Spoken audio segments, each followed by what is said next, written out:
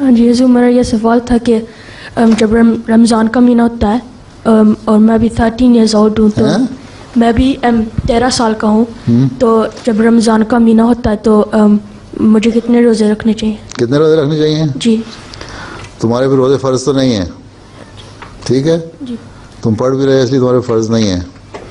ویسے یہ روزہ رکھ ثواب کمانے کی اس طرح کہ تھوڑا سا پریکٹس بھی ہو جائے. کبھی کوئی روزہ رکھ لیا اگر اس کو حرج کوئی نہیں ہے. عموماً 17-18 کوئی عمر تو روزے کی نہیں ہے. جب آدمی اپنے بعض لڑکے ایسے ہوتے ہیں کہ اٹھان بھی اچھی ہوتی ہے، 16 سال کی 15 سال کی عمر میں بھی لگ رہے ہوتے ہیں پورے مرد ہیں، جسم اچھا ہوتا ہے، برداشت کر سکتے ہیں، ان کو روزے رکھنے چاہیے. لیکن اگر پڑھائی ہو رہی ہے، امتحان ہے، بوجھ ہے، تو عموماً 17-18 سال کی عمر ایسی ہے جس میں بہرحال فرض ہو جاتے ہیں. لیکن ابھی تم اسٹوڈنٹ ہو، تمہارے فرض نہیں ہے، 13 سال کے ہو، جب کبھی رکھ لیا کرو. جی سر.